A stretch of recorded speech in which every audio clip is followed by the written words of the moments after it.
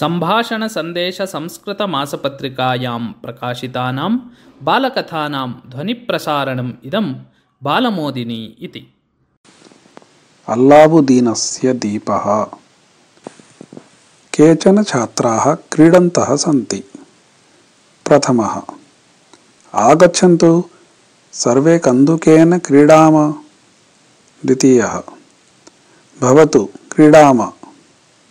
तृतीयः, कन्दुकम् अत्र क्षिप। चतुर्थः, तत्र किमर्थं क्षिप्तं? भवतु, अहम् आनयामि। दीपः। माम् उन्नयन्तु भवन्तः, अहम् अस्मि अल्लावुद्दीनस्य दीपः। चतुर्थः, सर्वे अत्र आगच्छन्तु, अस्मात् कोऽपि ध्वनिः आगच्छति। दीपः। कृपया माम् उन्नयन्तु, अहम् अल्लावुद्दीनस्य दीपः, भवताम् इष्टापूर्तिं करिष्यामि। प्रथमः, किं भवान् अल्लावुद्दीनस्य दीपः यश्च सेवकः भूत्वा प्रकटीभवति? दीपः। आम्, सः एव दीपः अहम् भवतां कामनां पूरयिष्यामि, कार्याणि करिष्यामि च। द्वितीयः, तर्हि वयम् उन्नयाम। दीपः। नमो भवद्भ्यः। आदेशः भवतु। आदेशः भवतु। अहं किं कुर्याम्? तृतीयः, मम विद्यालये गणितकार्यम् अधिकं भवति। कक्षाकार्य-गृहकार्ययोः समाप्तिः एव नास्ति। दीपः।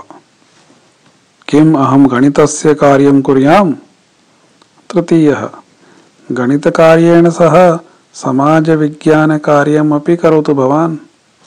दीपः। यथा भवतः आज्ञा। द्वितीयः, मम कृते भोजनम् आवश्यकम्। दीपः। आज्ञां ददातु, क्षणार्धेन आनेष्यामि। द्वितीयः, मम कृते विविधाः उत्कृष्टाः चाकलेहाः, अनेकविधानि मधुरखाद्यानि च। दीपः। सर्वं भवान् लिखित्वा ददातु, अहम् आनेष्यामि। चतुर्थम् उद्दिश्य, भवतः कृते किम् आवश्यकम्? चतुर्थः, मम कृते किमपि मास्तु। अस्मद्देशस्य बहवः भागाः अतिवृष्ट्या क्षामेण वा ग्रस्ताः। बहवः दिने द्विवारं भोजनम् अपि न प्राप्नुवन्ति। केन्द्रसर्वकारः, राज्यसर्वकारः च महान्तं प्रयत्नं कुर्वन् अस्ति। बहवः स्वयंसेवकाः सेवां कुर्वन्तः सन्ति। कृपया कष्टग्रस्तानां सहायतां करोतु भवान्। दीपः। दयालुः भवान् महामानवः। भवतः विचारः उत्कृष्टः। साधु साधु। प्रथममुद्दिश्य, भवतः का आशा? प्रथमः, मम इच्छायाः पूर्तिम् अहं स्वप्रयत्नेन करिष्यामि। कस्यापि दीपं दर्शयित्वा। भूतस्य सहायता न अपेक्षिता। भगवान् मम कृते बाहुद्वयं, नेत्रद्वयं, कर्णद्वयं, चरणद्वयं च दत्तवान्। मयि बलं बुद्धिः च अस्ति। अहं मम बुद्धेः उपयोगं करोमि। मम विद्यायाः उपयोगं करोमि। उत्तमानि कार्याणि कर्तुं मम चरणद्वयं धावति। श्रेष्ठानि कार्याणि कर्तुं मम हस्तद्वयं सदा सिद्धम्।